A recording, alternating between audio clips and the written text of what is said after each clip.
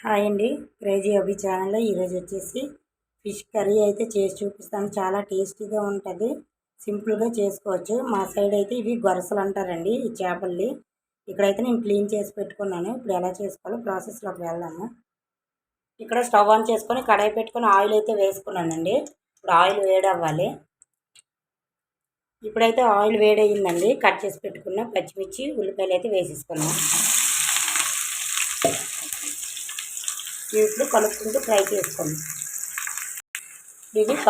Fry చేసుకున్నామండి. ఉల్లిపాయలు బాగా ఫ్రై అవ్వాలి.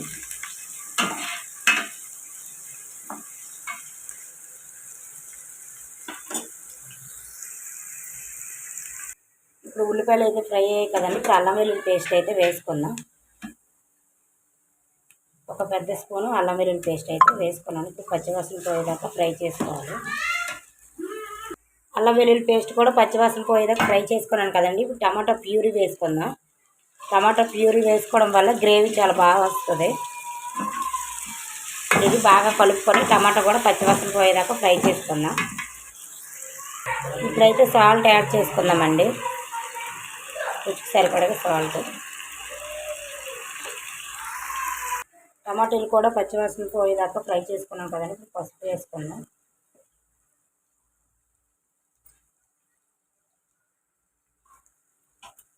అలాగే కారం,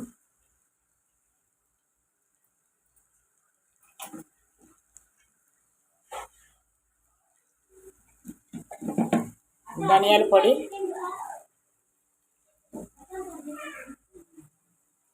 ఇప్పుడు ఇవన్నీ కలుపుకుందాం. ఒక నిమిషం పాటు ఫ్రై చేసుకుందాం. ఒక నిమిషం పాటు ఫ్రై చేసుకున్నాం కదండి. ఇప్పుడు ముందుగా తీసి పెట్టుకున్న చింతపండు పులుసు అయితే వేసుకున్నాం. చేపలు ఉడకడానికి సరిపడగా వాటర్ అయితే వేసుకున్నాం కదండి. పులుసు అయితే ఇలా మరుగుతుంది కదండి. ఇప్పుడు చేప ముక్కలు అయితే వేసుకుందాం. చేప ముక్కలన్నీ ఇలా వేసుకున్నాను కదండి.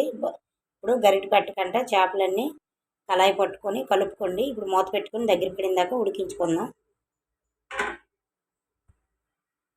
చేప ముక్కలు ఇలా ఉడుకుతున్నాయి కదండి. ఇప్పుడు కరివేపాకు వేసుకుందాం. ఫ్లేవర్ చాలా బాగుంటుంది.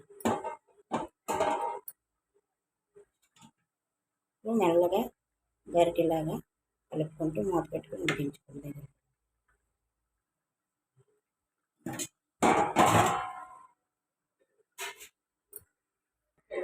అంతేనండి, సింపుల్గా టేస్టీగా చేపల పులుసు అయితే. ట్రై చేయండి. ట్రై చేసి ఎలా వచ్చిందో కామెంట్ సెక్షన్లో కామెంట్ చేయండి. లైక్ చేయండి, షేర్ చేయండి, సబ్స్క్రైబ్ చేసుకోండి. ప్లీజ్ సపోర్ట్ చేయండి. బాయ్ అండి. బాయ్.